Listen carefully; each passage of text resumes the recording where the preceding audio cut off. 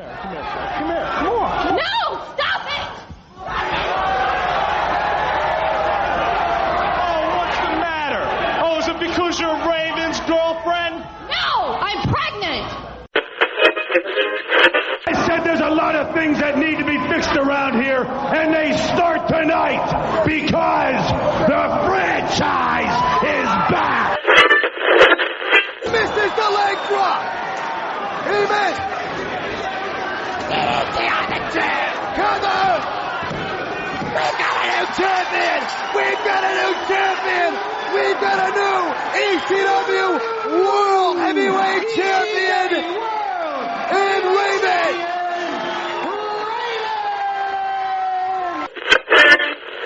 The pills say one day at a time, moron. What are you, an idiot?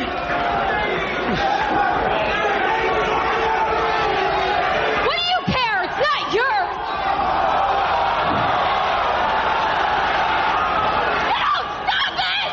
Stop it! It's not his either!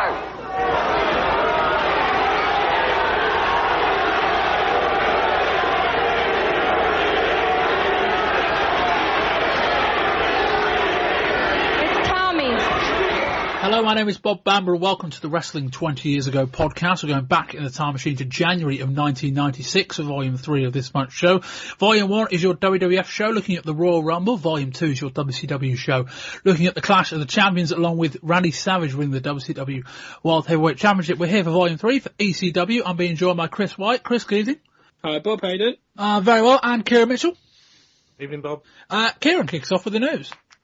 Right, Raven is the new ECW heavyweight champion, defeating Sandman after the usual litany of interference in the main event of ECW's final show in January. After an angle that we will detail later, Raven was accompanied to the match by his new valet, Kimona Iwanle. Oh.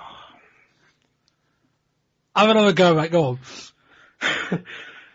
After an angle that we will detail later, Raven was accompanied to the match by his new valet, Kimona Iwanle. Is it Iwanle? It does my head in. I want a layer.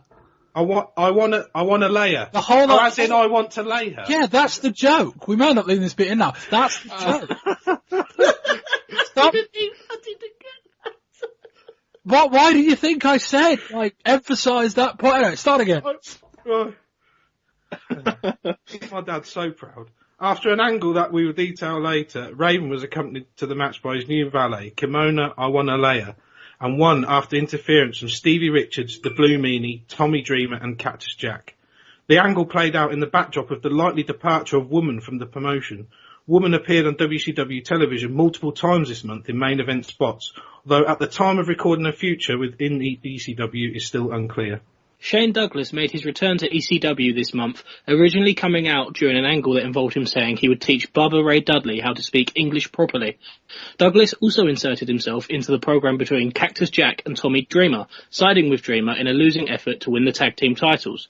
He also took a role behind the scenes at the tapings, taking a leading position in the dressing room and helping organise the interview schedules. Well, it's believed he certainly helped. The interview still ran until gone 6 a.m. The Public Enemy worked their final ECW show before leaving for WCW, defeating the Gangsters in the main event of House Party 96. Cactus Jack's debut in the WWF is seen as a when rather than if situation. During the tag match he wore a shirt with WWF and F on the front and joined the New Generation on the back. 911 will likely be leaving the company after a falling out with Paul Heyman led to him being given his notice. He was featured heavily throughout this month but wanted a bigger role more generally and wasn't happy about it being asked to job to Taz. He will likely job to Sabu on his way out. Tapings that aired at the beginning of the month from Queens, New York were deemed a huge success, with hundreds of fans being turned away. Official figures suggest over 100 more than the 1,200 person capacity attended the show, and it grossed nearly $30,000 in ticket sales. Amongst the highlights from the show was the reappearance of Missy Hyatt, who kissed Stevie Richards, and a brawl of a main event between Tommy Dreamer and Raven. It's said that ECW are looking at a significantly bigger venue in Manhattan the next time they tour. Sabu got as far as being announced as a Royal Rumble participant on the WWF hotline, but didn't end up working the show. It's understood that Paul Heyman wants to save Sabu for the main event of the promotion's first pay-per-view event, which reports say could be a matter of months away. The WWF wanted Sabu to come in for a one-shot deal before eliminating himself by flying over the top rope and through a table. However, the perception is Heyman strong-armed him into not doing it, even attempting to present any appearance as a defection from ECW's fanbase. Terry Taylor made a number of comments about ECW on his WCW hotline segment, one of which caused Paul Heyman to consult with his lawyers. Taylor generally ran down the promotion, asking what kind of message was being sent out with the barbed wire baseball bats and canes being used. But the line that drew the most controversy was calling Sandman a drunk drug addict, which ECW took exception to, as at best Sandman is only really portrayed as a beer drinker on TV. Right, straight into TV for the month. We've got two, basically we're going to review House Party like we do some ECW live events. We've got technically only one TV show aired before ECW House Party, but because the second aired so soon after, none of the footage from that show from House Party aired on the second edition of Hardcore TV for the year. So we're going to review the first two Hardcore TVs and then effectively jump back in time a little bit to review House Party. But we'll start on January the 2nd in New York City. Missy Hyatt is in the crowd. We get a montage of events from the show, including a slow-mo of Sabu driving Cactus Jack through a table, Tommy Dreamer laying waste to Raven and the Sandman before pile-driving Beulah McGillicuddy. Raven DDTs Richards after getting hairspray in his eyes. We're going to review that match a little bit later on. Cactus Jack DDTs Sandman, allowing Raven to pin him before kicking out. Steve Richards and the Blue Meanie interrupt Joey Styles' opening. Fans chant, "You fat fuck," at Meanie. Richards then starts calling some people in the front row transsexual. They find Missy Hyatt in the crowd. Hyatt calls Richards a clueless putz. Hyatt takes her jacket off, then inexplicably starts kissing Richards before saying, "You give that to Raven." Richards is giddy with excitement. Too Cold Scorpio is in the ring with all of the title belts. He's facing Mikey Whipwreck with both the TV and tag titles on the line. Scorpio hits a lovely scissors kick. They call what presumably was a botch at one stage with a horrible jump cut to Missy Hyatt in the crowd. Scorpio busts out a tombstone pile driver, then hits a lovely moonsault before pulling out a pin.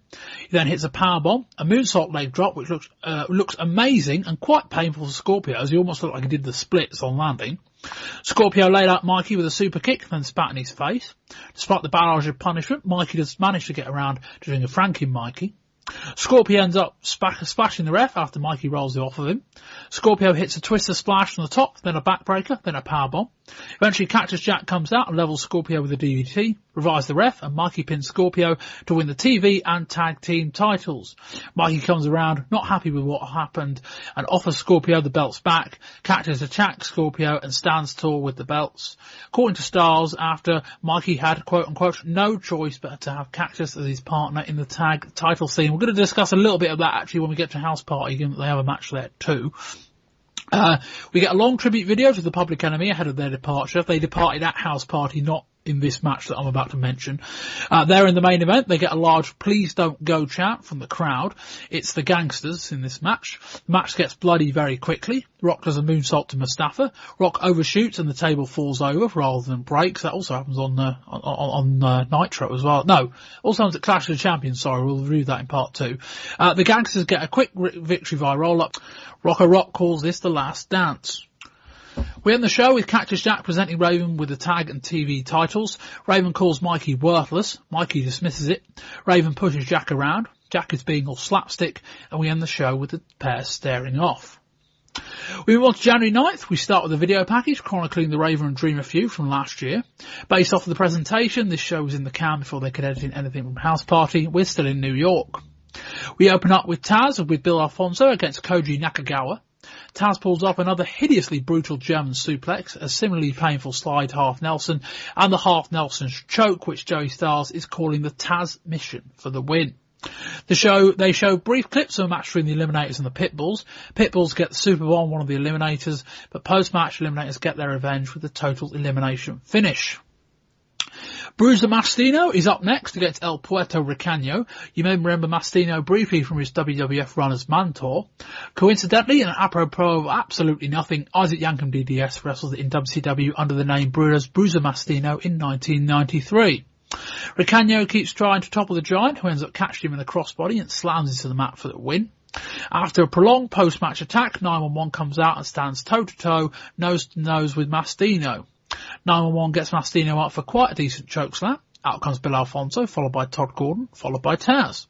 Taz holds up Alfonso for a free shot. 911 blocks it. Taz squares up to 911. 911 chokeslams Mastino again. Taz and 911 square off before the ECW locker room come out and pull them apart. The ring eventually clears for the Blue Meanie, Stevie Richards, Sign Guy Dudley and Dance with Dudley seem to preempt a dance-off. Sign Guy Dudley holds up a sign saying Dance, Bubba, Dance and Dudley 316. Richard squares up to Bubba. The crowd chant, "What's your name?" Bubba has a shit-eating grin on him. And we're back for the main event of Raven against Tommy Dreamer.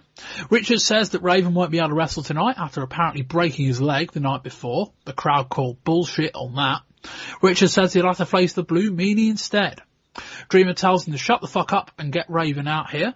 Meanie ends up attacking Dreamer for an inadvertent match, which Dreamer pins him for the DDT. Richards then attacks Dreamer, who DDTs him and pins him as well. Dreamer then gets Beulah in a pile driver position. Raven runs out, absolutely fine, throws a set of shells at Dreamer before the match can start. Raven lays Dreamer on a table outside and does a Sabu-ish style running flying shoulder tackle, sending Dreamer through the table. Raven appears to have Dreamer sparked out until Dreamer goes absolutely mad, hitting a total of 6 DDTs, 3 on Raven, 3 on Richards. Dreamer then wraps a chair over Raven's head, takes a chunk of Raven's forehead off with a cheese grater before eating it. The brawl actually ends up in the street. It's been snowing in New York. They quickly return inside, back in the ring. Dreamer low blows Raven before charging at Raven, who ducks. Dreamer then wipes out referee John Finnegan. Beulah goes to spray Dreamer with hairspray. Dreamer ducks. Raven takes it in the eyes. Richards gets in the ring. Raven ends up DDTing him. Dreamer then DDTs Raven, who somehow kicks out. Dreamer then does a reverse 10 punch, reverse in the sense that Raven is hanging up the wrong way, and Dreamer isn't punching his face, but his bollocks. Dreamer then power drives Raven onto a piece of table. Raven still kicks out. Dreamer charges at Raven with a chair, who ends up hitting the ref after Raven puts him in harm's way. Richards nails Dreamer with a super kick, but the referee's down. Blue Meanie goes to the top rope. Meanie needs a bit of help getting up there. He misses the moonsault. Dreamer deals with Richards, but Raven DDTs Dreamer onto the chair and gets the 3 count. Kieran, what do you think of this match? It's not the best thing they've done. I sometimes think that maybe this feud has been dragged on a bit too much, Bob. I don't know what everyone's thought is about that, but they seem to be going round in circles a lot until obviously we'll see what happens further on towards the end of the month. But again, there's just not enough of the W. There's too much of the E in some of the stuff. And like I said, the cheese grater and that, it's all very well, sort of weapons being brought in like that and everything. But it was okay, but it just seemed like a standard Tommy Dreamer, Raven, ECW brawl. And I think they can do a lot better, if I'm honest. Yeah, I know what you mean in the sense that this feud has been evolving, but we are getting to the point now where it doesn't feel like it's going anywhere. And yeah, they don't do that many live events, and you've got to fill TV with something. But I kind of feel like this will be the kind of match that's best left off of television. And Raven and Dreamer is the kind of match that you can tour, but you don't want to put on TV all that frequently. No, you want to build it through, like they probably have been doing before, where they build it off TV, so a bit of word of mouth, and everyone sort of gets wind of it. And then you have they don't have to have like the one blow off. Like I said, the two guys obviously got a lot of chemistry and they can obviously get the best out of each other, but just don't have them wrestling, or quote unquote wrestling, don't have them fighting every single week. Just sort of have some run-ins or whatever, but just don't have them fighting every single week is my point, I think. Chris, your first exposure to ECW, thoughts on this match and thoughts on the first 2 weeks of TV? I mean, yeah, as you say, it's my first exposure to ECW. I enjoyed both episodes of Hardcore TV, particularly this match. I suppose a large part of that is because I'm fresh eyes to this feud. It's the first Tommy Dreamer versus Raven match I've ever seen, and I have to say I really enjoyed it. But I can see from the little recap they did at the start of the show with how they went through the entire feud dating back to around April, I think was the first time they made reference to it. And I can see if this is 8 months, 9 months after the beginning of the feud, and we're at this stage, I can see why that may be underwhelming for you guys who followed it since the beginning. But for me, with someone who was new to it, I really enjoyed this match. I enjoyed the level of intensity between the two guys. And as someone this was my first exposure to ECW, a lot of the extreme elements probably had more of an impact on me than they would do either of you two who have been watching it throughout. So I have to say I was a bit positive about this one. I really enjoyed it. Yeah, I think, we have to, as I say, to a point we have to bear in mind that, ECW are a small promotion. They are trying to put together TV, and sometimes, you want a decent hook for a show and you just put out a notable feud. I don't think they want to be doing Raven and Dreamer very often on television, but we have to frame this in the context of a live event, their first run in New York, a crowd that seems to be into a lot of things from the two TV shows we saw, and this was their big match, and it was the main event. I presume it was the last match on the card. And yeah, it's not to be critical of what they presented, although I think we may have a discussion towards the end of the show whether ECW are really overdoing these convoluted, not even finishes, just these convoluted last quarters of matches, which just seem to involve 4 or 5 different potential kind of screwy finishes with loads of different interference. But again, we present it as a live event in front of a hot turnaway crowd. Thumbs up, I think. And we get a montage closing the show, and who should appear but the franchise Shane Douglas. And we step back in time, 2 or 3 days, I think, to ECW House Party 96. Chris, if you can kick us off with the results. Sure. 911 and Rey Mysterio Jr. defeated the Eliminators. Rob Van Dam defeated Axel Rotten. Too Cold Scorpio with Woman defeated Mikey Ripwreck. Taz with Bill Alfonso defeated Hack Myers. Bubba Ray Dudley with Big Dick Dudley, Chubby Dudley, Dances with Dudley, and Sign Guy Dudley defeated Jimmy Del Rey. The Sandman with Woman defeated Conan. Sabu with Paulie Dangerously defeated Stevie Richards with the Blue Meanie. And the Public Enemy defeated the Gangsters. Kieran, what do you think of this show? I think some of it's just wearing a bit thin, but I don't want to be too harsh on it because I kind of applauded ECW for what they do when I first started watching it, and now I'm sort of getting a bit over it, but I don't know whether that's been a bit harsh, but it's just, there's probably one good match on this card and the rest is sort of either a bit meh or just, I didn't really enjoy it. Overall though, it was just okay, probably. Chris? I didn't enjoy this as much as I thought I was going to, as it was my first real taste of ECW. I did enjoy certain aspects, but nothing blew me away and nothing really captivated me. I don't know, I've heard you guys on previous editions of the podcast talk about absolutely stellar matches, and there wasn't anything like that on this card, and I could have probably had a better first ECW show to watch. It wasn't bad by any means, but I don't think there was anything excellent throughout the show. No, I think a show that will be remembered perhaps more for the stuff Chris didn't read out in that results list, in terms of this was a show quite heavy on angles, one in particular, though actually probably more like 2.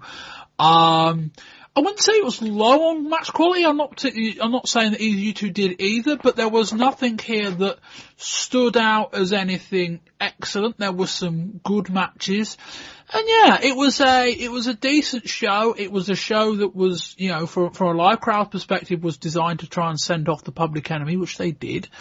And I think people who went got their money's worth. But yeah, it was probably a bit too angle driven and not enough match driven, which is, again, something that we can perhaps look at in terms of ECW as a more wider problem. Joey Styles at the ECW.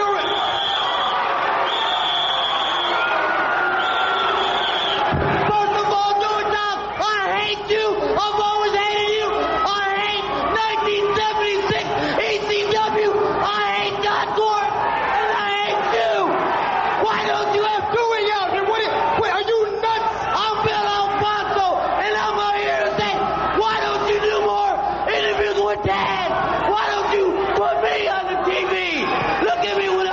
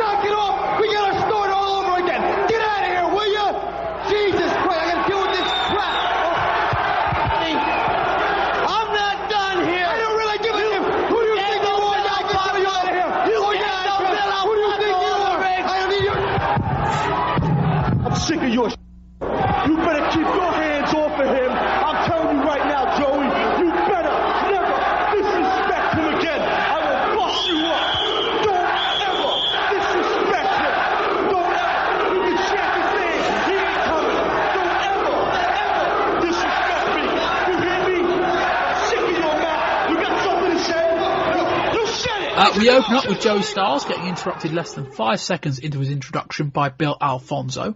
Alfonso says he hates everyone, wants to know why Taz doesn't get any interviews, before berating some members of the crowd before Styles snaps and tells him to shut up. Alfonso looks stunned before getting into a shouting match with Styles. Taz comes out, says he's sick of Styles' shit, and Bill Alfonso is all of a sudden quite giddy. Out comes 911. Alfonso starts lightly slapping him. Todd Gordon comes out and lays out Alfonso. Taz goes after Gordon. 911 gets in Taz's face, and we have a standoff. Referees separate them. The fans chant, let them go, before the ECW locker room empties to complete the pull apart. After the ring is cleared, El Puerto Ricano, I think, stays in the ring, and Alfonso goes after him. Sabu hits him with a brutal half suplex. Oh, sorry, Taz rather. Styles pleases them to stop. 911 comes back out. The Eliminators come out and start attacking 911. Styles, out of breath, quote unquote, returns to his competition, and the match begins. We'll get to that in a sec. Chris, what do you think of this opening? Well, I've heard you guys talk about Bill Alfonso on many occasions through a number of months, and I've heard you say, especially on the end of year award show, Bill Alfonso is a prick, and I think this opening segment really did sum it up. He's so dislikable. He's so irritating. He didn't really do much. He just got in Joey Styles' face, jumped about, shouted. He's wonderful, but I wanted someone to punch him in the face and shut him up. Like, he's so annoying. And from there, it all got a bit chaotic, and I guess that's really what I should have expected from ECW. But as you say, as a newbie to this product, it was slightly hard to follow initially. But I enjoyed the opening with Joey Styles, Bill Alfonso, and Taz immensely. Kieran? Nuclear heat. Because Bill Alfonso, he literally, it's like one of them people you always there's certain people in wrestling, like and I'm comparing him to Bobby Heenan, but there's certain people that just seem to just like, you just look at them and you just go, my God, that is literally a human rat. And people just love to hate him, and he's, like I said, he can come across as like really annoying and everything, but that's kind of the point of Bill Alfonso. And then you just add like the whistle and that he gets. It's just, I quite enjoy these openings. You just hope that everything coming after it, Bob, kind of comes from there. So they sort of have like a mass, really chaotic opening that all sort of breaks down. They break off and then they start the show. But I quite liked it. Yeah, I like the fact that Alfonso is all up in your face when Taz is next to him, but the bits where Taz is either like in jeopardy or not there, Alfonso is all of a sudden a bit less confident. It's a lovely little dynamic there. But yeah, like I don't know whether this is going to wear off, but at the moment it's still box office and it's still really good to watch in the sense that he's still a dick. And I don't think that's going to change anytime soon. But yeah, like a nice, a nice start that looks unplanned. We flow straight into the first match. This entire segment is like a manic 20 minutes. You'll find out more why in a minute. 911 and Rey Mysterio Jr. versus the Eliminators, Saturn and Cronus with Jason. Saturn and Cronus attack 911 in the corner before Mysterio comes out, goes for a top rope crossbody but gets caught.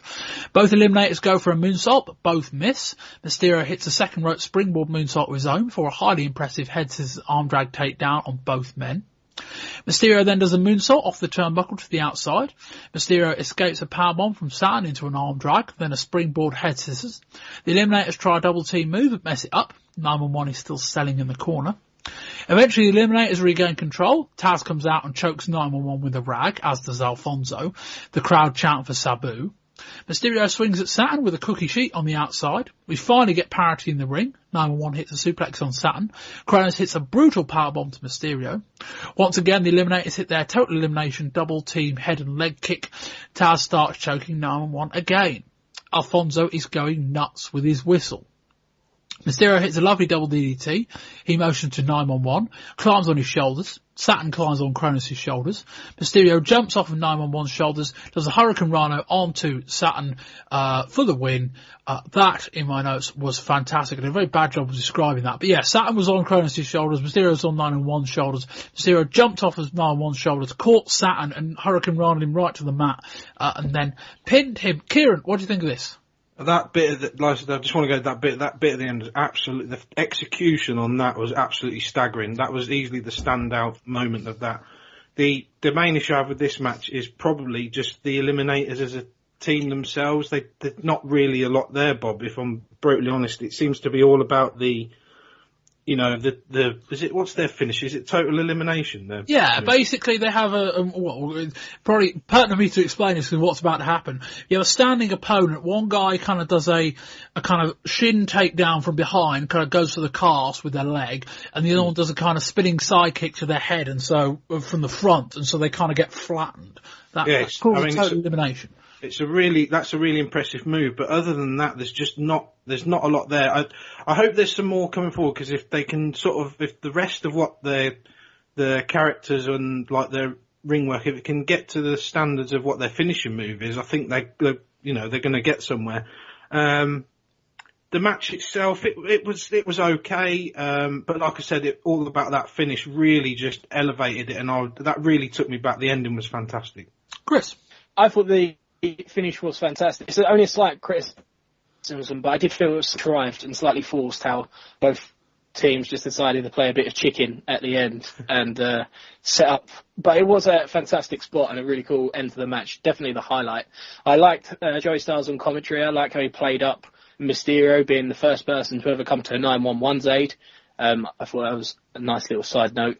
There's little things that confuse me, like why would Taz come back out to interfere and choke 911 out for a while and then just leave? The simple explanation for that was that they wanted 911 to sell for most of the match because they didn't want him involved in most of the match. So I think the simple explanation was they wanted him to be able to do some more selling. I don't mind that. It's just like from a logic perspective, why would Taz just bugger off and leave them to finish the match afterwards and allow 911's team to pick up the win? Like, I understand, like, it's necessarily if that's what they're going for, but it just feels a little bit illogical. But I suppose in ECW, I mean, it's pretty chaotic anyway. I did enjoy it. It wasn't particularly noteworthy. I don't think I'd remember anything from this match if the finish hadn't been so cool. But that, as Kieran said, the total elimination finishing move is pretty special from the Eliminators. A big fan of that. Yeah, I think you two are both underselling Mysterio's role in this match. There was some highly impressive stuff from him on two guys that are significantly bigger. I mean, twice the size, really. And some of the moves he was pulling off was incredibly impressive. The finish was great. I gave that a round of applause when I watched it. Was it contrived? I'm not so sure it was. Mysterio deliberately climbs on 911's shoulders, and then as he sets it up, Saturn turns to Cronus and goes, "Lift me up." So it's a bit contrived, but it wasn't like they tried to fake the idea that they both accidentally stumbled into a position where they were both on their partner's shoulders. It was more a case of one guy went up and the other one went, "Right, send me up." It was a little bit, but I'll let them go for how good they execute the finish. And, fair play. I think they were concerned about 911 being in any kind of situation where he'd have to wrestle for long periods, which is why they booked the match like this. 911 starts the match selling in the corner, does the odd move, but isn't required to do anything else. Then you put him in the ring with a guy like Mysterio, and it worked. I thought it was fine, without being exceptional. Pitbull 1! Ooh, low blow on Pitbull 1! They're pulling Francine off of Jason. Leave her alone, you bully! Oh my God!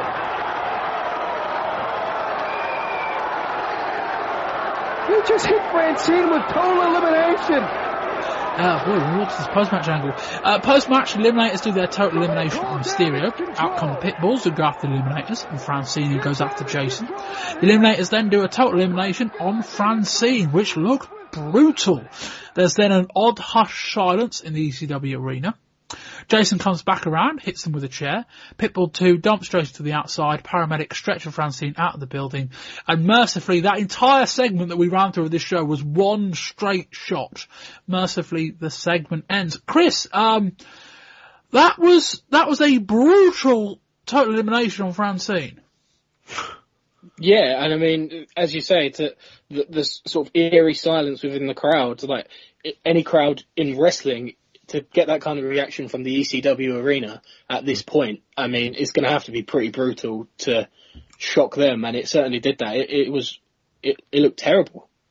Kieran? Yeah, I'm same as Chris. I mean, it took me back, and I've got the benefit of the TV screen, so I can fully appreciate, having watched ECW for like the past few months, about what it must have been like to see it live. Because, like Chris says, to shut that crowd up, it was as brutal a thing as you'd have seen, especially because it was to a female as well. Because I mean, they used to Beulah getting pile drivers from Tommy Dreamer and things like, or chair shots, but this in particular, this was particularly brutal, I thought. Yeah, I've mentioned before about ECW's treatment of women, and I should frame the whole thing about criticising ECW's treatment of women. They are, nobody's there under duress. They're all there because they want to be there. They're all being paid, etc., etc. But I think we get a very clear vision of Paul Heyman et al.'s view of females, and Paul Heyman's view of how his own fans view females in the way that they get treated on television, and the way that Bill Alfonso called Beulah McGillicuddy a slut and a whore about 2 months ago, and some of the moves that the women have to get put through or do end up getting put through. I'm just saying, we get a vision of what either Paul Heyman thinks they like or what they like. That's what's interesting to me, Bob, what you just said there, because it's what does Paul Heyman think the crowd likes? I'd never actually thought about it like that. It's quite... But that being said, we won't end up talking about it, but we get shots later in the month of a future event where Francine turns up with kind of two black eyes and a neck brace. If you're going to do an angle like that, at least make it mean something, and I think they did. So I will give them that, and it was credit fair fucks to Francine for taking that kind of spot. That looked brutal, whoever you were, whatever gender you are. That looked like they laid that in. It looked fantastic. But yeah, just another in a line of observations. We're debuting a character later this month called Kimona I Wanna Layer. We're doing that. So anyway.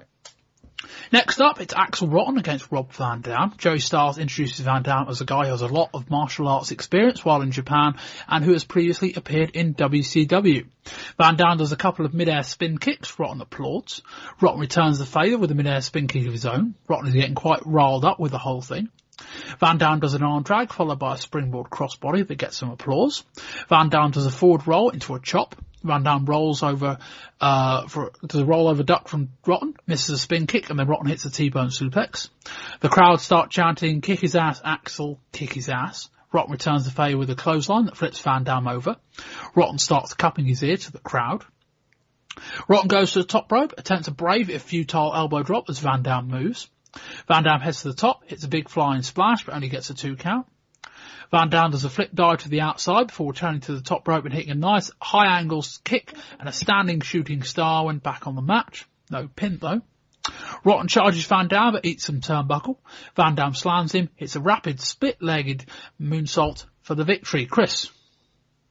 I really enjoyed this. It wasn't anything that was going to blow me away, but for a debut, I thought it was effective. It was a good length, didn't go too long, wasn't too short.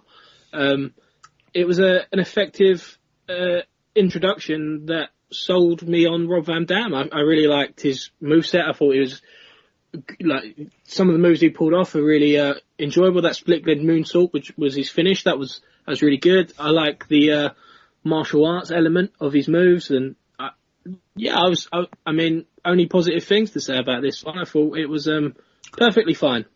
Kieran? Yeah, just a really good, solid debut. It's exactly what you need with a new guy, especially with somebody so different to probably everything else you're going to see. It was really refreshing to see. Like I said, his moves, he was slick, he was fast, quick. The other guy sold where he needed to. The split leg moonsault, I really love that move.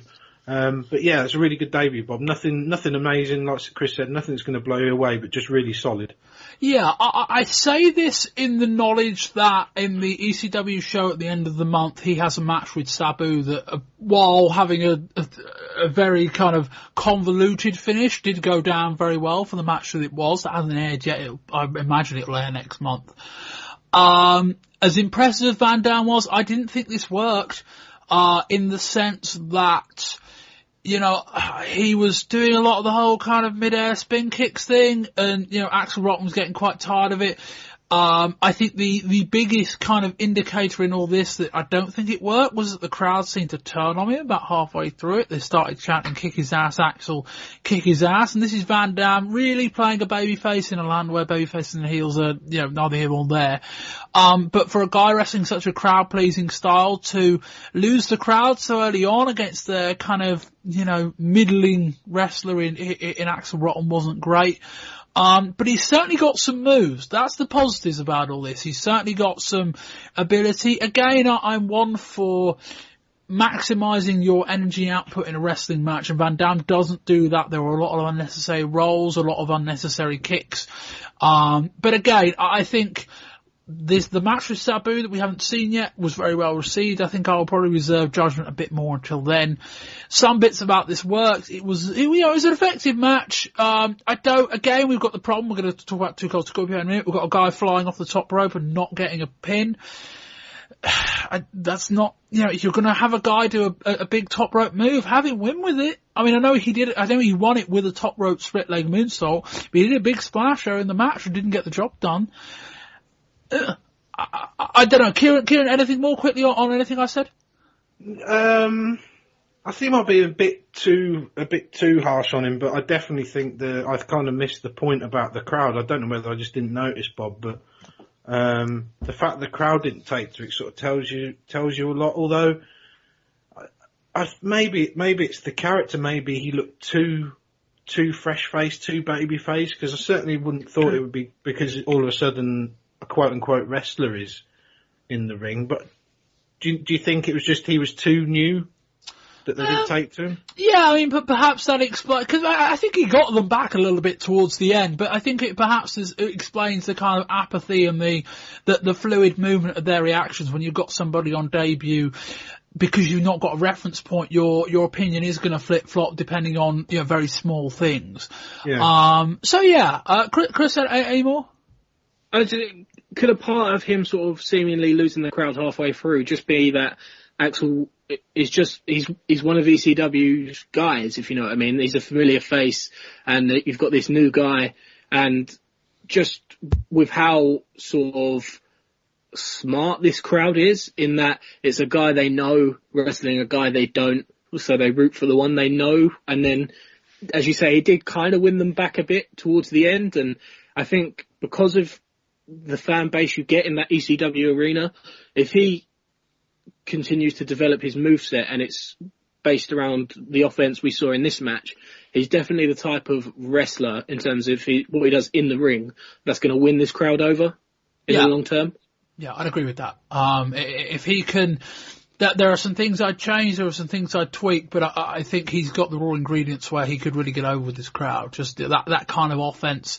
Again, I think I'm going to reserve judgment more until I see that match with Sabu. All by all accounts, very good. The very brief highlights we saw on Hardcore TV at the end of the month look quite good as well. So we will see. We move on. It's Too Cold Scorpio with Woman versus Mikey Whipwreck for Mikey's ECW television title. What is Too Cold Scorpio wearing? I've got in my notes. Once again, he gets antsy when the ring announcer overstates his weight by £1. He's a chiseled 238 apparently.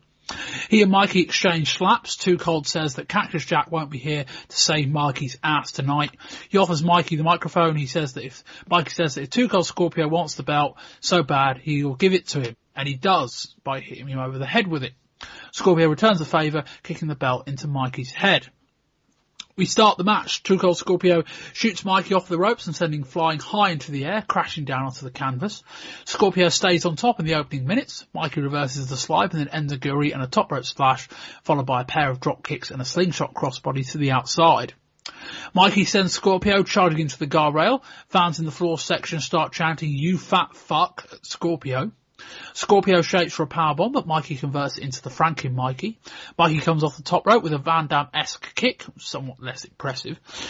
Scorpio runs over Mikey with a steel chair before successfully hitting the powerbomb this time. Scorpio hits a bulldog, driving Mikey's head into the unfolded steel chair. Scorpio hits a twisting leg drop from the second rope, but refuses to pin him. He goes for the steel chair bulldog again, but Mikey reverses it into his own before swinging at Scorpio with a chair. Woman is howling on the outside. Mikey locks in a surfboard stretch. Joey Styles once actually calls the move incorrectly. A bow and arrow, this wasn't. Scorpio hits a tombstone pancake maneuver, then a lovely moonsault, but he pulls out the cover at 2. The fans chant, "You fucked up," at Scorpio.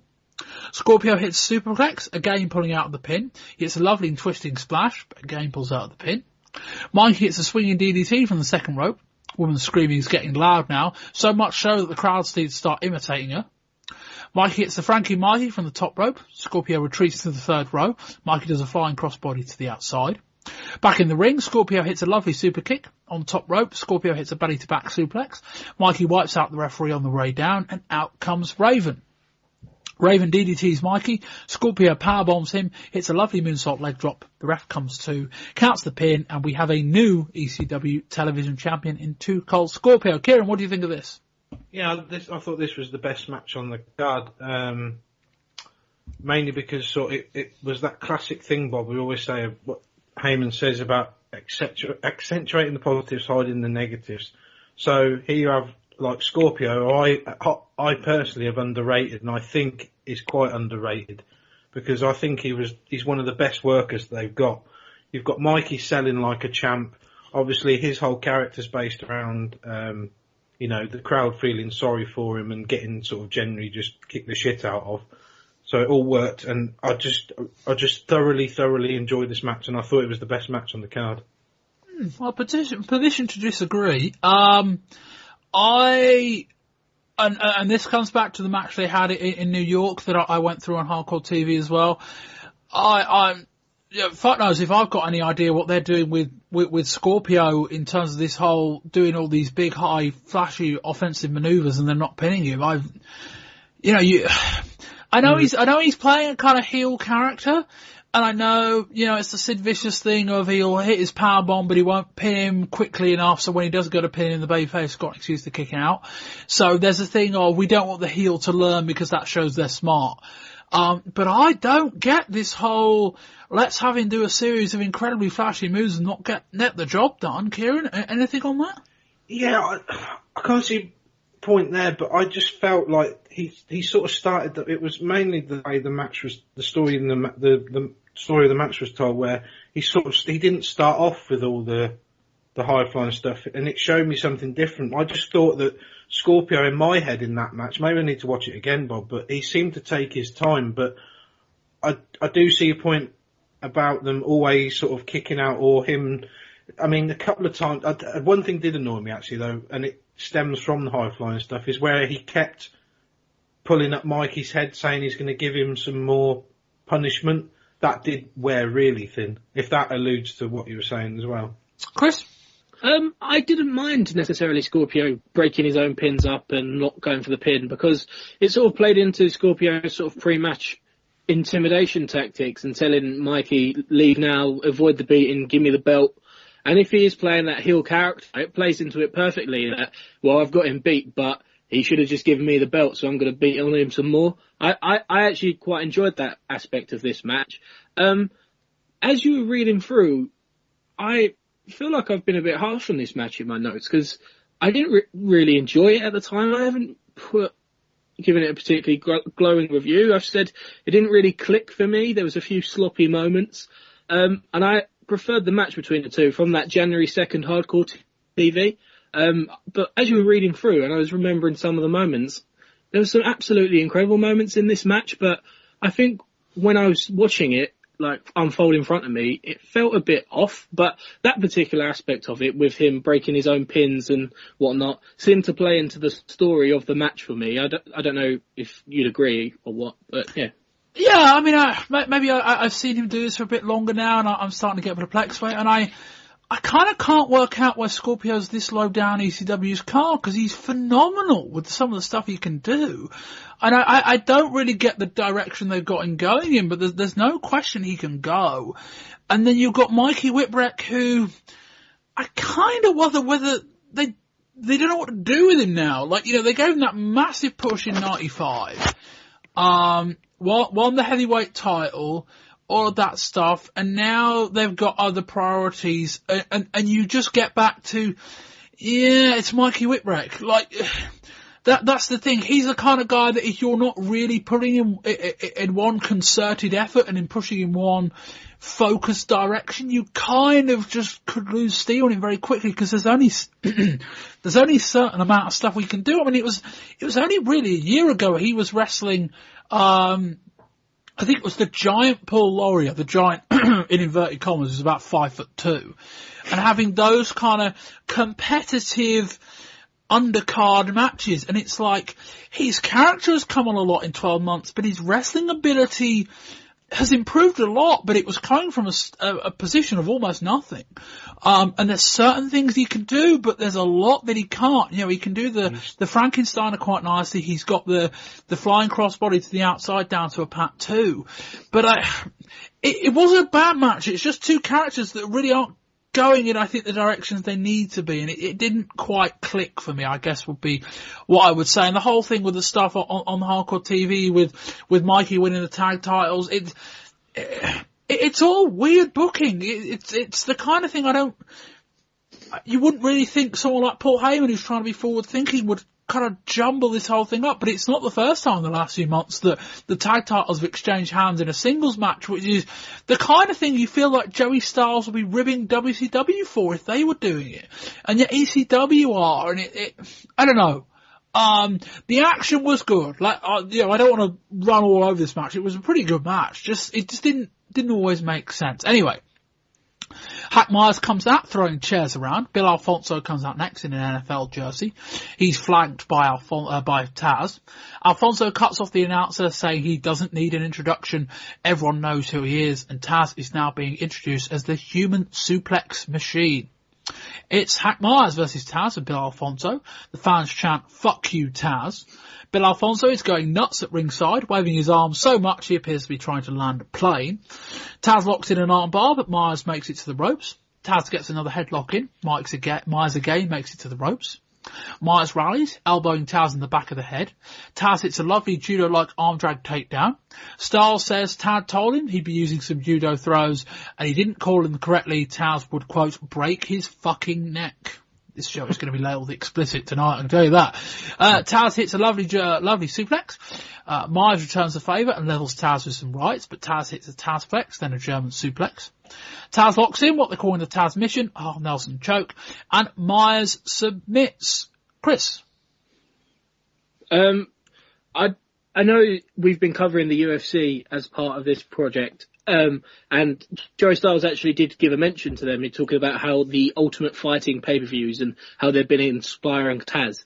And I don't know if it's because I'm a big MMA fan, but I just love Taz. His moveset is powerful, realistic, lots of variations of suplexes, and when he's got Bill Alfonso in his corner, I think he's incredible. I was blown away. This is probably the highlight of the show for me. I was taken aback of how brilliant I thought Taz was in effectively a squash match. I enjoyed his moves, I enjoyed his character, and the partnership with Bill Alfonso is great.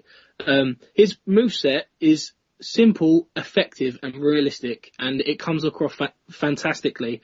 I think he has potential to be a brilliant heel within this ECW setup. I really enjoyed this, and it was effectively a short squash match. And his moves look absolutely brutal. Kieran? Yeah, Taz is he's the real MVP of this entire show for me. I've never seen suplexes like this. The one in particular is that the T-bone one. And then his ability, the way he just throws a man the size of Hack Myers around, Bob, and he's close, he's sort of landing on the back of his neck. The way he was landing as well, I've never seen suplexes executed like that before. The match itself was it was written to do exactly what it said on the tin, which was to put Taz over big, which it did. Like Chris said, just put Bill Alfonso there with him, with this human wrecking machine, and it's gold. Yeah, for all of my criticisms of the previous match, for what on paper was probably a more impressive match, this was a far more effective match, in the sense that Taz, who, for those who haven't seen him, haven't seen Myers, Taz is giving away a lot of height and a lot of size. And this was, it was a short, reasonably even match in the early going. It's not like Myers didn't get any offense in. Taz just kept, regaining control. And it was really effective. And Chris, you're right. Taz's offense looks really good. And, Myers was the perfect opponent here, someone who's significantly bigger, but Taz chopped down in a way that didn't feel unrealistic. It felt like he was beating him. And yeah, a really effective segment. Myers was exactly the guy for this spot. It was, for what it was meant to be, it was a really, really good match. Taz grabs the mic. He says Sabu is hiding. He says that this is just the beginning of the end for every man who, quote, gets in our path of rage. On behalf of Bill Alfonso and the Human Suplex Machine, we'd like to tell everyone here to fuck off. Sign Guy Dudley and Dances with Dudley unveils a banner saying, quote, the one and only hardcore extreme original Sign Guy. The guy in the crowd has a sign saying, the one and only truly original extremely hardcore Sign Guy. Yes, this all happened. Bubba Ray Dudley takes the mic. The fans chant, what's your name? Bubba tries to introduce himself, but he gets drop kicked from behind by Jimmy Del Rey.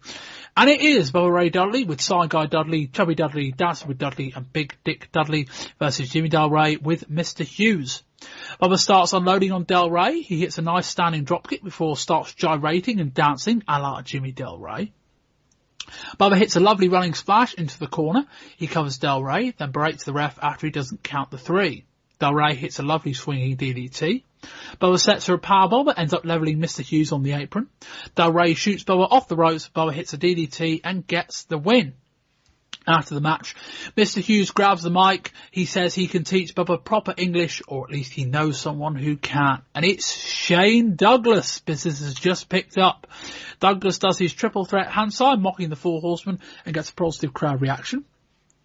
Douglas mocks Bubba Ray's speech impediment. He says that it has been a there have been purgatorious times for all of us in the past 6 months. He says he happens to be the world's greatest wrestler and the world's greatest English teacher. The crowd chant, Dean is dead. Douglas slaps Bubba. The franchise is back, which gets a big crowd pop. Kieran.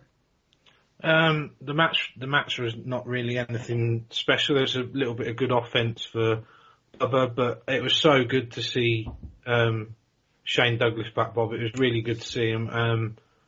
It's the hole has definitely been left, like I've mentioned before in previous shows about the holes in the roster. And I think having Shane Douglas back is only positive. He got really good reaction from the crowd, and I'm just really pleased to see him back. That was the main thing I took away from the match, or after it.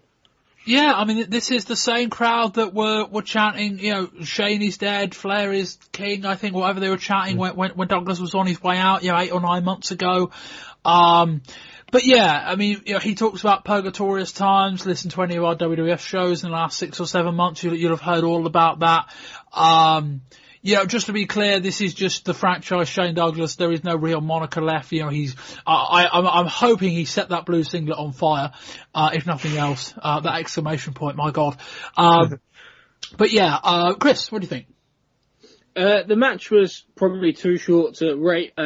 One thing, Bubba's drop kick in the early going really impressed me for a guy his size. So it was a pretty decent effort from him. As someone who, this is my first ECW show, I'm probably not, my knowledge of Shane Douglas is as of Dean Douglas, so not great. So to have him back in ECW and to see what a big deal he is, I mean, I've heard about it through listening to ECW editions of the podcast and whatnot. So it's exciting times moving forward for ECW, but as a match and as a segment, it was fine as a way to reintroduce Shane Douglas, but I don't know how much more worth it had.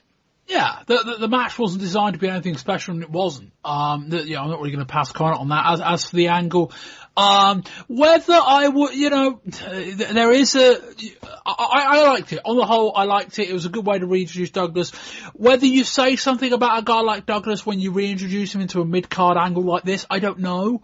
But there would have been a way of presenting Douglas's return like it was a bigger deal. But ECW is the kind of promotion that will just do stuff like this.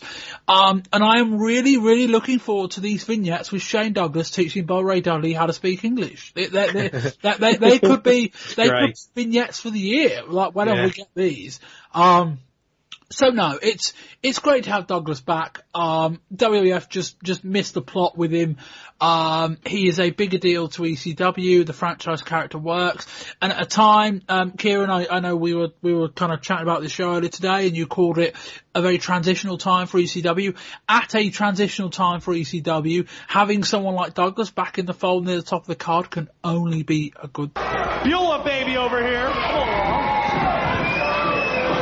has been a little neglected by my man Raven. So, me being the obvious studly Stevie Richards, figured, I give Beulah a little bit late Christmas cheer.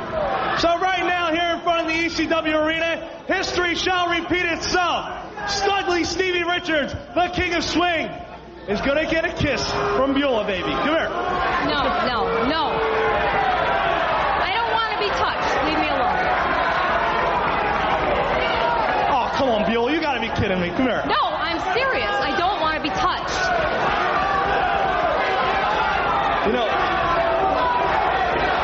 Beulah, come on. You know you're making me look bad in front of everybody. You don't understand. I said I don't want to be touched. Missy might be watching. Come on, I don't care. You're not going to kiss me. I don't want to be touched. You're just shy. Come here. Come on. No! Stop it! Oh, what's the matter? Oh, is it because you're Raven's girlfriend? No! I'm pregnant!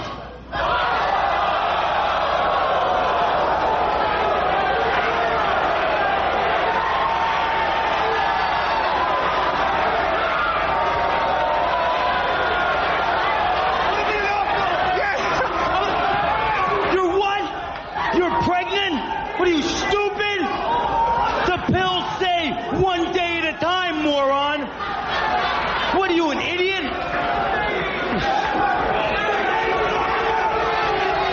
What do you care? It's not your...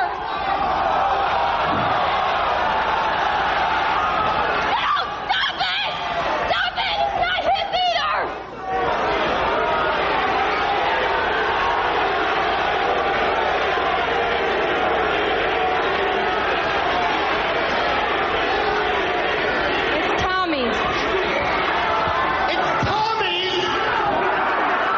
Dancing Stevie Richards comes out with Beulah and the Blue Meanie.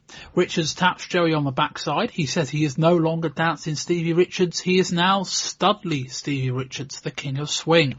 He's the only true American male, but he's built better than Bagwell and better looking than Riggs. Richards then starts rambling on, losing the crowd somewhat. He eventually gets to Beulah and says Raven has been neglecting her. Richards says he's given Beulah some late Christmas cheer. He wants a kiss. She says no, she doesn't want to be touched. Richards says she's making him look bad. Missy might be watching, Richards offers. Richards tries again. Beulah says stop it and then says that she's pregnant. Richards starts jumping up and down in excitement. I love that was his reaction to the idea that Raven would have got Beulah pregnant, but there we are. Out charges Raven, who asks her if she's stupid. The pills say one day at a time after all. He calls her a moron and an idiot. Again, ECW's two and women, former Q. She asks, what do you care? It's not yours. Raven then levels Richards. Beulah says it isn't Richards' either. It's Tommy's. Raven goes after Beulah. Tommy charges out, DDT's Raven.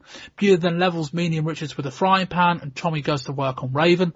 Tommy levels Raven with a sign that says, Tommy, use my sign. He rips off the paper, and it turns out it's a metal stop sign. He then grabs the pie from a fan, and DDT's Raven onto the sign and onto the pie. Chris, if you were on edge about trying out ECW, what did you think of this?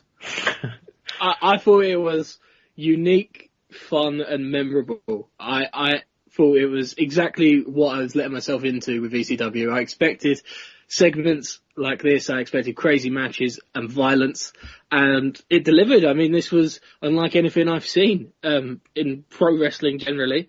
I thought it was well, at the very least, memorable. We'll have to see sort of how this plays into the rest of the feud between Dreamer and Raven to see if it's a positive segment, but they've tried something. They've tried to spice the feud up in a way and add new life to it, having had it go on for so long. I thought it was, I don't know if I want to say good, but I enjoyed it. I don't know that it was good, but I enjoyed it, yeah. Kieran? Yeah, same really. I just think it was a really good way to keep the feud going. I alluded earlier to the fact that maybe this has been dragging on too long, and then all of a sudden Heyman just pulls out one of his aces and does something like this. Like with Chris, I don't know whether you can say it's good or not. It was just good to know that the feud was actually going to go somewhere, and that if we were going to get more Raven and Dreamer, Bob, then at least there would be some extra meaning behind it, not just sort of whatever they were fighting about for the last 8 months. There's actually something new injected into the feud. But I'm just staggered that someone had a pie on them. What? Not for the first time. Not for the Is it not? Pies are very popular at the ECW arena. And it's like my admiration for people bringing pies is that these are not eating it. Well, no, more the point. This is not the first segment on the show. They bring a pie in and they keep it on them. But more the point, you bring a pie in, what if you don't get the opportunity to use it? Like, there's the flip side of all that. You bring the pie, and you don't get to give it to one of the wrestlers. Do you then eat the pie? Because if I was going to eat the pie, I'd want to eat it. I want to give it away. I want to risk losing it. If I was planning to eat it, I'd want to eat it. Like, yeah, maybe 2 pies. I don't know, Chris. Anything more? I think it may have been Joey Styles who brought the pie with him, because he called that it was a blueberry pie before the pile driver happened. So we've been here before with Mystic Joey Styles. So he knew it was a blueberry pie. So I've got my suspicions now that Joey Styles is involving himself in this feud. Wow. Or maybe he's just got a concession stand outside the front. Maybe that. Yeah. Maybe. I would completely agree. I don't know that this was a good statement, but god damn, it was memorable. I don't know that it was a good segment in terms of it's another layer to Raven and Dreamer, and maybe it's the kind of layer they had to add just to, this is the second year of the feud. It's now been going 12 months. Perhaps it needed something like this. In terms of the story they told, I think they did a very good job of it, but I'm on the fence as to whether it's a good move in the right direction. But yeah, it's going to be the kind of segment we're going to be talking about at the end of the year. And so for that, I think it's a positive, probably.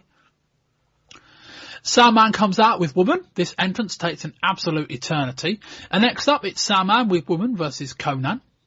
Fans chant, Sandman's gonna kill you. I think this was a title match, by the way.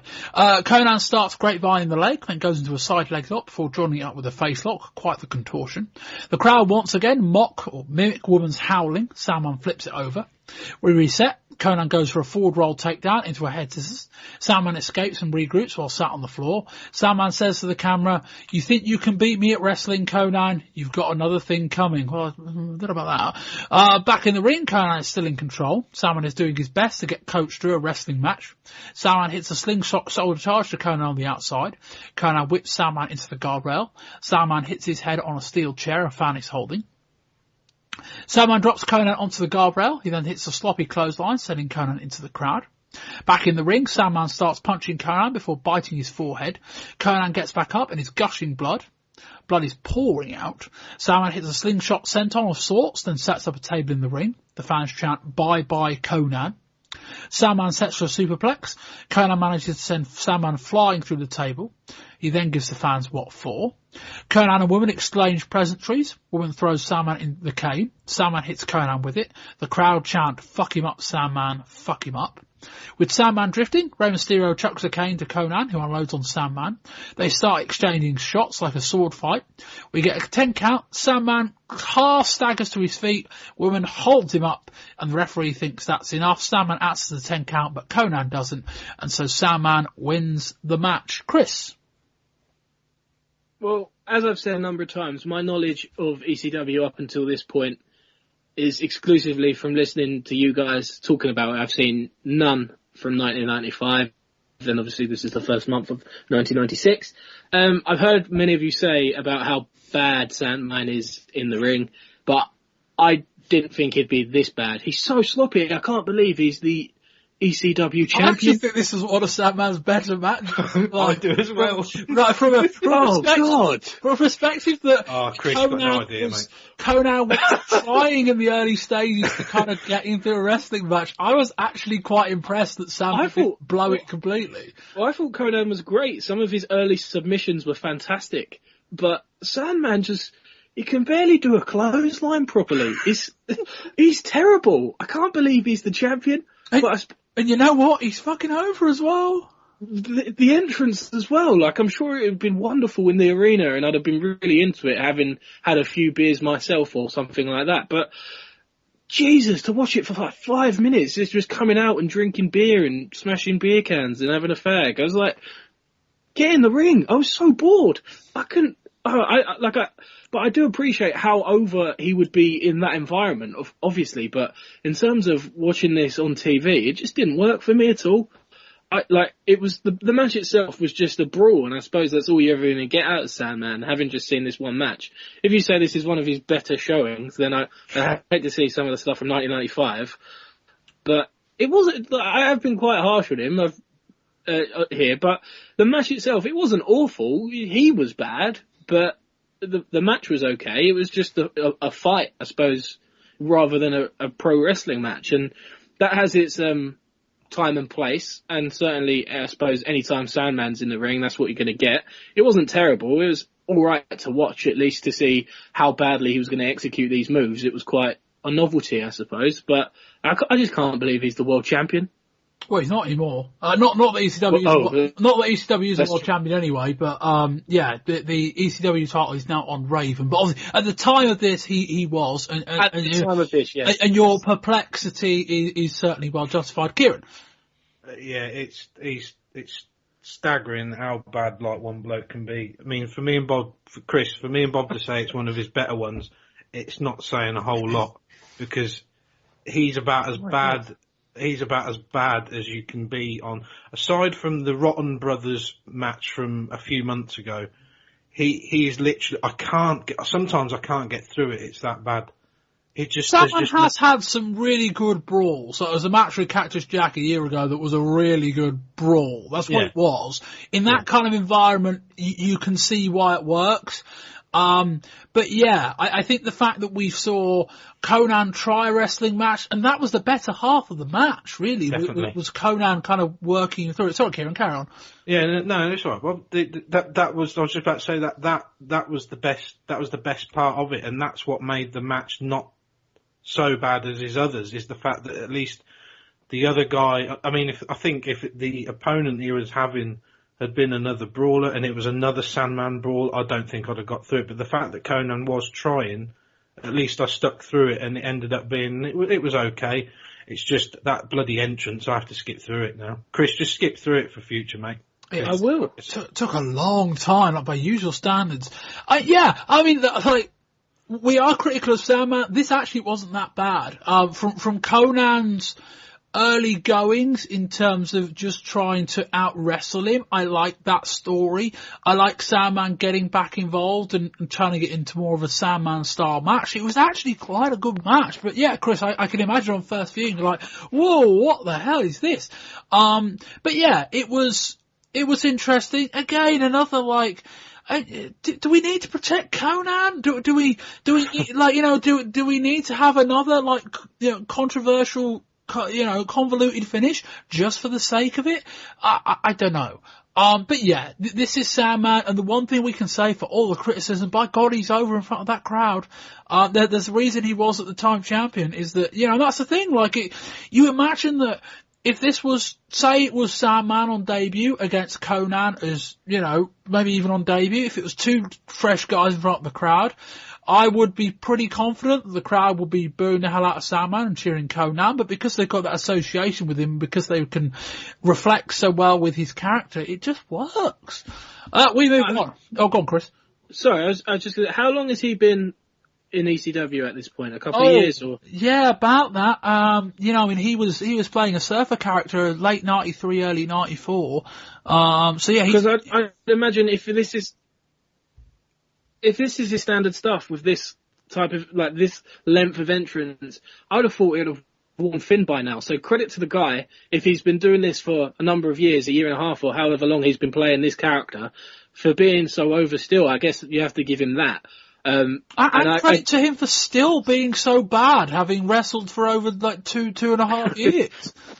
Yeah, equally, yeah, very true. We move on. It's Studley Stevie Richards with the Blue Meanie versus Sabu. Stevie trips while running around the ring. Sabu doesn't seem pleased at the canvas, presumably it's covered in blood and pie. Sabu dives at Richards multiple times, who dives out of the way. One of the two then chucks Sabu a chair. Raven or Richards, Meanie or Richards. Sabu sets up the chair, charges at it, jumps off it, and wipes out both Richards and Meanie before ending up in the front row. He hits a springboard leg drop, then a spin kick. Richards hits a nice powerbomb for a 2.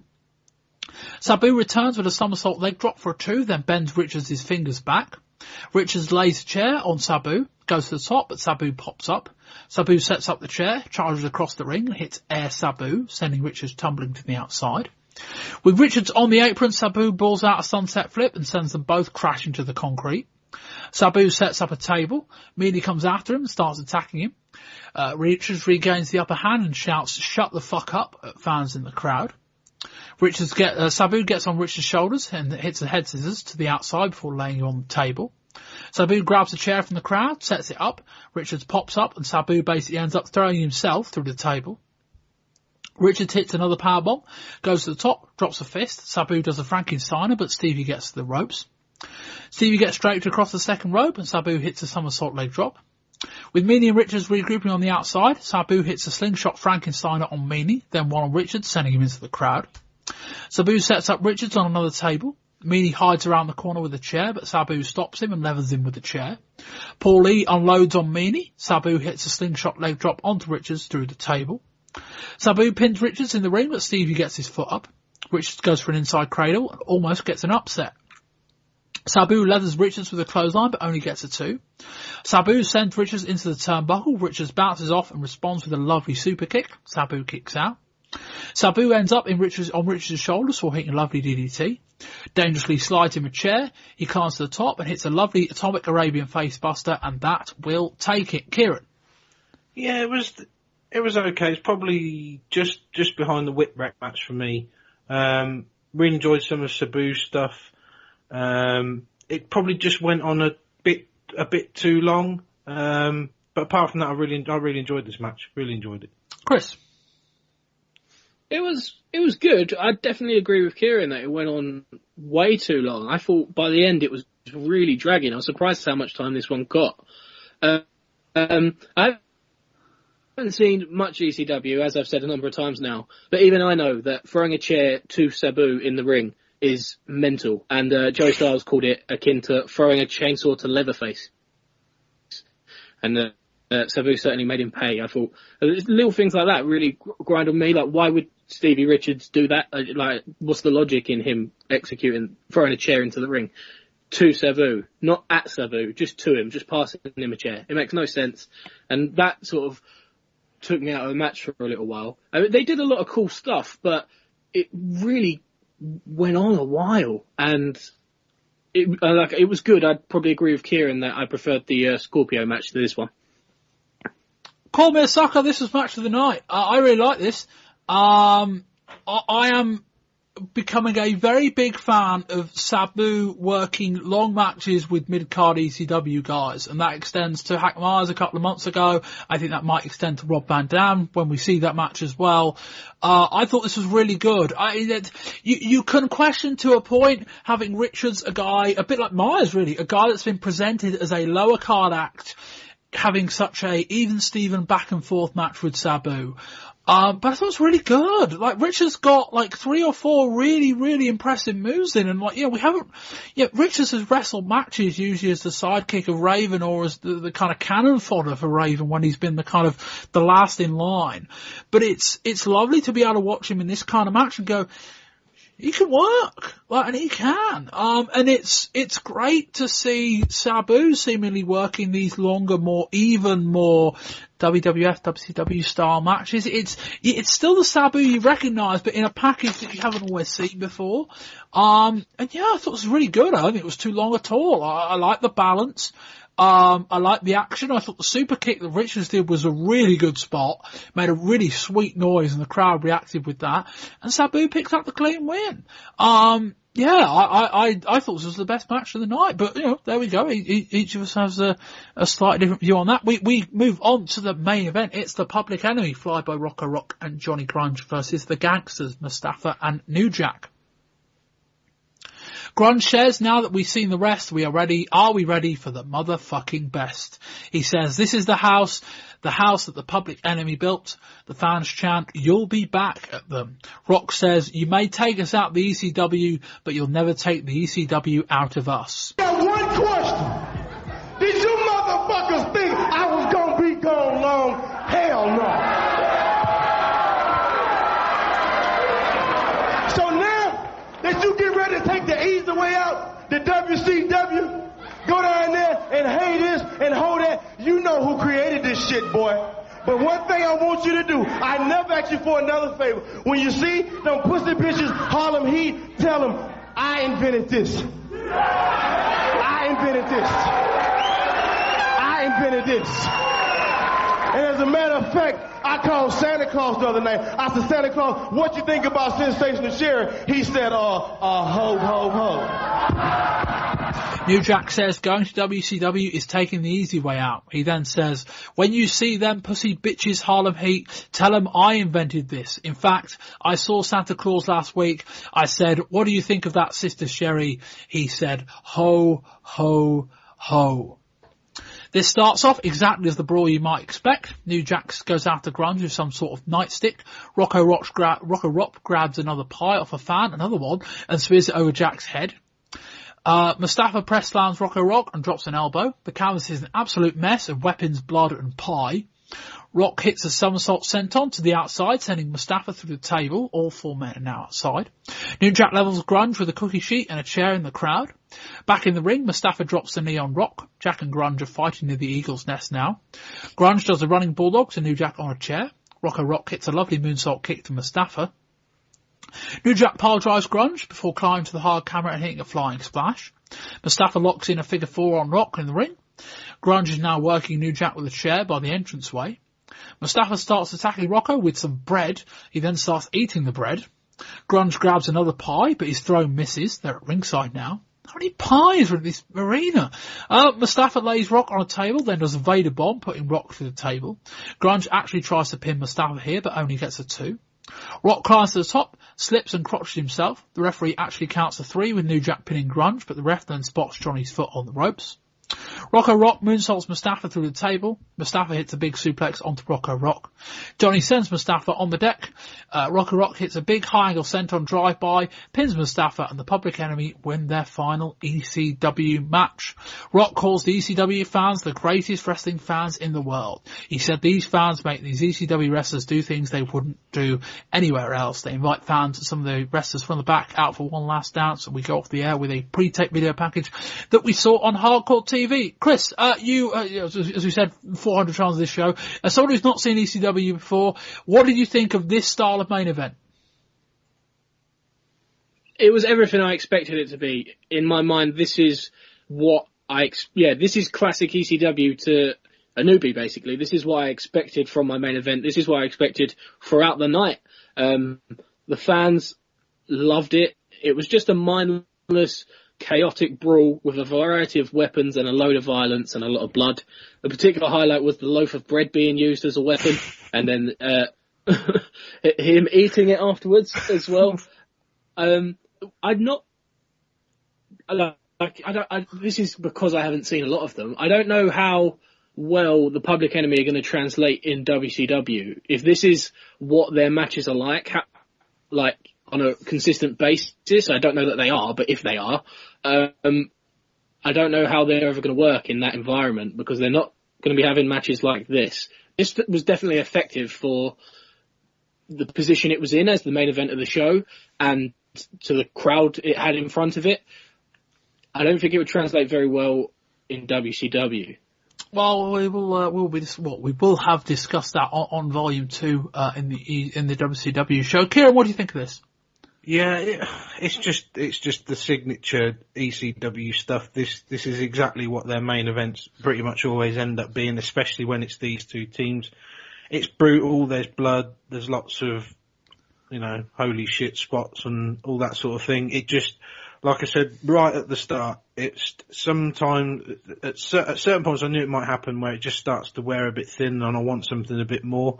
But I will say I do fully appreciate what the Public Enemy have done while they've been there. I think they've probably been one of the more outstanding tag teams. They got really over with the crowd. You can see that even upon them leaving, everyone's sort of wishing them well. But my overriding thoughts is, as they were sort of saying goodbye, is like Chris, how does a team like this even begin to start in a company like WCW? I mean, I sometimes, when I watch ECW, it doesn't even feel like it's running concurrent with WCW and WWF. Do you know what it feels like it's in a different universe to the wrestling that the national promotions are pushing. Yeah, it doesn't even feel like it's in the same year, or it's just so different, and I just really fear for them moving on. I understand why they do it, because it happens to us all where you get somewhere, you don't want to get too comfortable and you want to try the things, and obviously the money aspect as well. But it'll be really interesting to see what happens on that edition of the show, and I'll be checking it out for sure. But overall, the match was okay. It was just standard ECW stuff, really. Yeah, someone said in the Pro Wrestling Torch, I think the Public Enemy should just permanently face the Nasty Boys in ECW. Yeah, I mean, we have to frame this by saying this is the kind of match that generally won't air on Hardcore TV. This is a match for the live fans. We've got the home video, so we're able to watch it. This is not necessarily my cup of tea. It's a match that, having seen a lot of these home videos, I've seen a lot of, and I wasn't a massive fan of in the first place. It was, if you've seen this kind of match before, you know what you're getting. That being said, the crowd loved it, and it's the kind of match I think if you're there in person, you're really going to like. People go in the crowd, we get all these different kind of weapons, all that kind of stuff. And we talk about crowd having affinity with an act, like with Sandman, they have a real affinity with the Public Enemy. I think there is this real perception that Public Enemy is one of these acts that didn't just kind of grow in ECW like your Benoits, like your Guerreros, all that kind of thing. There's a real sense that Public Enemy is a homegrown ECW act that from the brain of Paul Heyman, but took a couple of guys that weren't really much of anything and made them into something greater than the sum of their parts. And so there is a real affinity for these acts, and they wanted to see them go out with a bang, and they got that. From a viewing perspective, for someone that doesn't have that kind of affinity for either for them necessarily or for the match type, it was fine. It was your classic ECW brawl. I don't think I should be negative on this match just because I necessarily didn't enjoy it, because I think it was the perfect send-off for them. I should also frame it like that this match should not have been any different. If you're going to send off the Public Enemy, have a Public Enemy main event match against one of their bigger rivals of the last 6 or so months. Big tick in the box, even though I didn't love it. I think that's probably the best way of summing it up. Kieran, your overall thoughts on this show and a score rating out of 10. Yeah, like I said, it wasn't. It's definitely not the worst ECW show. Definitely not the best. It's somewhere in between the high spots. No matter, it went on a bit long, but I did like Sabu and Stevie Richards. I like the Scorpio Whipwreck. I like the fact that they're pushing the Raven and Dreamer feud forward. I was really pleased to see that, because, I was worried that, like I said before, that was going to descend into sort of just going around in circles all the time. Overall, somewhere in between, probably 5 out of 10. Chris? Nothing was terrible on this match. On this show, sorry. There wasn't a bad match, but in the same way, I don't think there was an excellent match. I think in 6 months' time, the only things that will stick with me from House Party 1996 will be maybe that segment with Stevie, Beulah, Tommy and Raven, where she announced she was pregnant. I think that's probably the most memorable thing on the show. Nothing blew me away, but I didn't think anything was awful either. Probably the other highlight for me was just I think I'm a massive mark for Taz. I think he's sensational. I'd give it maybe a 5.5 out of 10. Got a 5.5. I'll go with a 6 to complete that trio. Yeah, a more notable show for angles rather than matches. There was nothing great on this show, but equally I think it was quite an enjoyable show. I mean, from that frantic opening 20 minutes with all that stuff going on to some middling matches, but nothing horrendous. A lot of talking points. The Raven and Dreamer bit in the middle was, my God, that was memorable. And then I was quite high on Sabu and Richards as well, and a classic main event. This is a good show. Again, Chris, I think you're probably right, but not every show, particularly for a live event, is going to be big memorable action, big memorable matches. In terms of the tools they had at their disposal, I think by and large they got it about right. And yeah, good show. Would recommend watching it, but it's not great. I think our scores are about in the same ballpark, and I think that probably reflects the quality of the show. Anyway, we move on to the January the 15th TV. Next couple of weeks of TV are essentially just bits of stuff we've already reviewed from House Party, but I will just jump through my notes.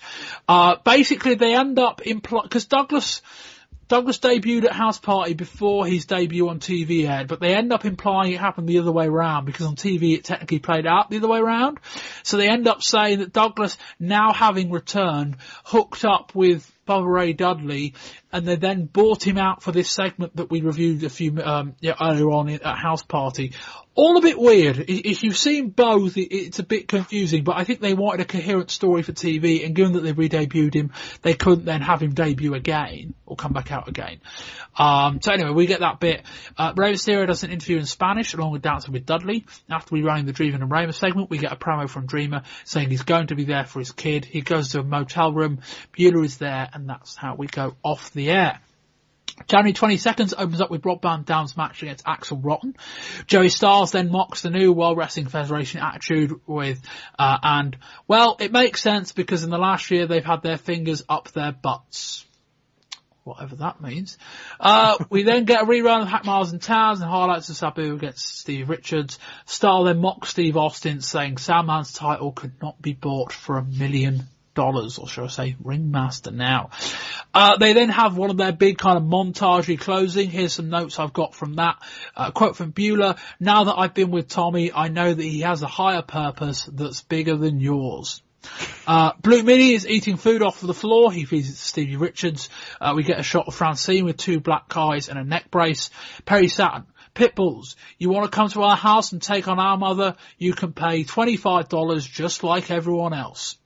Dreamer says Cactus has a higher purpose. He's being paid by Titan Towers and he wants to take Mikey with him. That's quite a nice mirror of the story from a few months ago. Douglas wants to tag with Dreamer against Mikey and Cactus.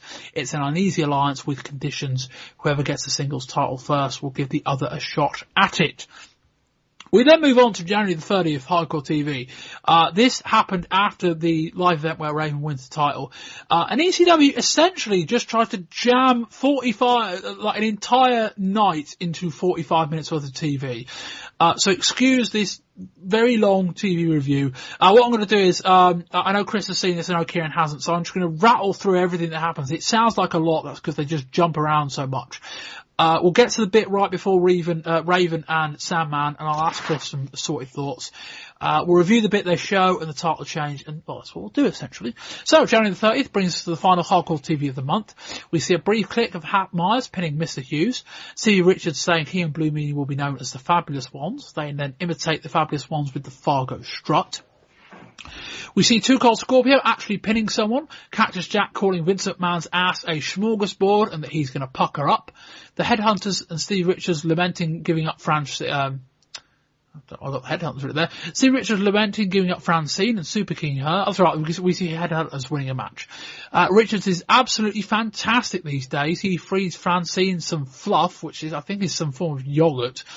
Richards then asks her if she's pregnant. For the audio feed gets muted for a good 4 seconds, e.g. he calls her something quite vile. The Eliminators help Richards and Meanie lay waste to the Pitbulls, who are supposed to be wrestling the Gangsters. 911 comes out and cleans house. We get another fight between Todd Gorton and Bill Alfonso. Taz comes out. 911 tries to chokeslam Taz. The locker room empties, and the tag team brawl is still going on. After 911 clears house again, Pitbull 1 puts New Jack on his shoulders, and Pitbull 2 clotheslines him clean over the top rope in quite a brutal looking spot. Taz and 911 square off. Taz gets the upper hand. Believe it or not, there's a match actually going on. Francine breaks up the pin. Richards nails her with a lovely super kick. Francine has earned her money this month. Pitbull 2 gets hit with a chair, and the Gangsters win. Absolute carnage. JT Smith cuts off Bubba Ray Dudley during his intro. This happens 3 times. Axel Rotten, who's JT Smith's tag team partner, keeps telling Bubba to give him another chance. So Smith levels him. Bubba Ray does a lovely thing with his powerbomb where he struggles to pick up his opponent to the timing of the crowd going, but, and then eventually gets them up, and the crowd haven't quite worked out what to chant then. He powerbombs him. Axel Rotten wants to know what's going on after the segment, and JT low blows him. We see brief highlights from Rob Van Dam versus Sabu, which is supposedly very good. Hopefully we'll see that next month, including 2 absolutely ludicrous spots from Sabu from the top rope into the crowd. We move on to Dreamer and Douglas versus Whipwreck and Cactus Jack. The fans actually sing part of the song Hit the Road Jack before chanting Dean is dead. Douglas fights Mikey on the outside, gets hold of a chair, but Dreamer tells him to save for Cactus. Mikey does a lovely somersault to the outside. We cut to Cactus Jack on the mic. He says he doesn't need a chair to fight Douglas. He wants to wrestle him. Dreamer grabs the torso of a dummy and hits Cactus with it. Jack is wearing a shirt that says WWFNW on the front, mocking the ECFNW shirt, and Join the New Generation on the back. Someone has actually bought a Nintendo console with them to this match that gets used as a weapon. Mikey DDT Dreamer onto it. We cut to Raven coming out and DDTing Dreamer. Raven sprays Dreamer, who DDT's partner Douglas, who stays alive by kicking out of a pin by Cactus. Cactus does a drop toe hold onto Douglas onto a chair, and that's enough for the win. We get a promo from Douglas. Man, it's good to have Shane Douglas back in ECW. Chris, I hope I did a reasonably good job of trying. We haven't even finished this show, by the way. We're still going. Any thoughts on anything that I mentioned in the last few minutes? The absolute MVP of all of those highlights for me was Cactus Jack. I've heard his promos. I thought you were going to say me. I'd have said you, Bob. Go on, Chris, carry on. Well, you did an excellent job, and to anyone listening to this, they would not believe that all of that plus more was crammed into 45 minutes. It was astounding. But Cactus Jack saying he was going to pucker up to Vince McMahon, and that t-shirt he was wearing, just outstanding. I actually feel like going back and watching a lot of Cactus Jack from 1995 and seeing... You should do, mate. Yeah, because I loved the few bits we saw of him within this montage. I mean, it was just a mile a minute. It was something to behold. I mean, fair play for them for trying it. It was very hard to follow. I don't think I could have made notes quite as in depth as you did. How often were you pausing? A few times, yeah. I mean, fortunately, like, you can just scribble down stuff quickly as it's happening because, you know, all these things are so short, you can just surmise them, but so many things happen. Yeah, quite the show. January 30th Hardcore TV, if you can find it, I'd probably recommend it just for, you know, this makes the first Nitro look slow, in terms of how to pace a television wrestling show. Anyway. Here we go. We go on to the big bit. They don't air this match in full. They only air a bit of it. But the dissension is teased between Sandman and Woman. He's defending his ECW title against Raven and his new ballet, Kimona, I Wanna Lay Ya. Come on, I want to lay you. Yes. This is the bar, boys, by the way. This is it. We cut away into the match. Sandman is beating the piss out of Raven with a cane, and Richards and Meanie. Raven fights back. Dreamer comes out, starts laying waste to Raven, DDTing him. Cactus Jack comes out and DDTs Sandman, the status quo. The fight between Dreamer and Jack quite quickly involves Meanie and Douglas. Raven gets a near fall on Sandman. Sandman misses his trademark awful leg drop. Raven pops up, DDTs him on the chair and becomes the new ECW heavyweight champion. Richards comes in to celebrate and Raven shoves him off. Raven cuts a promo. Beulah means nothing to him. We cut back to the ring. Sandman is recovering after the match. Woman is taunting him over his loss. Woman says it's great. He can come with her. Nationwide TV, big time money. Sandman goes off on one. Scorpio comes out and tries to calm him down. Scorpio wants the WCW money. Sandman says, you talk to me, you don't talk to the bitch. Yes. ECW's treating the women a lot in this month. Sandman rips Scorpio's shirt, but Scorpio still chooses him anyway. The pair hug, and Scorpio says, unlike Guerrero and Malenko, woman can leave by the back door, and don't let the door hit her on the back side. He carries her out, and Sandman is left to drink in the toilets of the fans, and a beer from Scorpio, who returns afterwards. Kieran, we won't really discuss the match, because we didn't see enough of it. But what do you think about Raven as the new champion? Fantastic. Just get the belt off the other fella. They can do what they want with Sandman now. I think now that belt itself, because the belt seems less important when it's around Sandman. I'm only thinking about it now, actually, like literally just this second. I never really think about him having the belt. Do you know what I mean? I know he's sort of the character he's got, but he never feels like a champion. But I think Raven, it will start to make the belt more important. Then you factor the belt in, and possibly him going up against Tommy Dreamer again, plus with all the other stuff from the house party. And I think it's only going to be good things, I think, from here on out. Yeah. Raven is the best all-round act in ECW, possibly followed closely by the combination of Taz and Bill Alfonso, but they've not been together that long. But yeah, if anyone is going to be able to credibly put some prestige on the ECW heavyweight title, I think it's him. He can work good enough. He is a name for outside guys. And I think if anyone encapsulates what ECW is about, if you're trying to introduce ECW to a new group of fans, it's, look at this guy that didn't get over in WCW because they gave him a crap gimmick. Look at this guy that didn't get over in WWF because they gave him a crap gimmick. Here's him doing something he wants to do, and by God, it works. I think that's a good angle for them trying to grow their fan base, is let's put a guy on top who has been in the big two, but in a way that was really crap, and then show fans what he can be. Chris, I don't think you've probably got enough context to answer the question, but I guess my question for you, Chris, as we wrap this show up is, I kind of got this impression having seen ECW for the last 2.5 years, but this month in particular, and in part because we just saw a lot of finishes, but so many convoluted finishes. As someone new to ECW, what was your kind of perception of all that, and particularly this match? Just incredibly confused, because on a number of occasions, both on House Party and through Hardcore TV this month, there have been a number of ref bumps and then interference, but then on other occasions there's just interference with the referee watching. I have absolutely no concept of whether there are DQs or no DQs, or if there aren't, then why do there need to be ref bumps and things like that. I have absolutely no concept of consistency of rules, or maybe there are no rules, and that's fine, but coming into it, I didn't really have any clue whatsoever. They haven't really, as you say, I'm being new to it. They're not grating on me yet, but you watching this for 2.5 years, I can understand why they would be, because I'm not a particular fan of it. And I think it will get to a stage where even their most hardcore fans will surely begin to be slightly burnt out by the really overdone finishes that are quite complex in a number of ways. Yeah, I mentioned earlier about the kind of thing that Joey Styles will be ripping WCW about. This is the kind of thing you feel like Joey Styles will be ripping WCW about, is a series of marquee/big matches relative to the size of your promotion, all ending in just shitty finishes.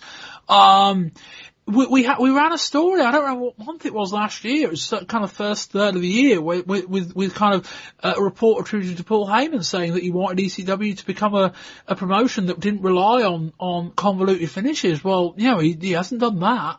And I know I keep coming back to the Sabu Rob Van Dam match that allegedly is really good and that we'll probably see next month.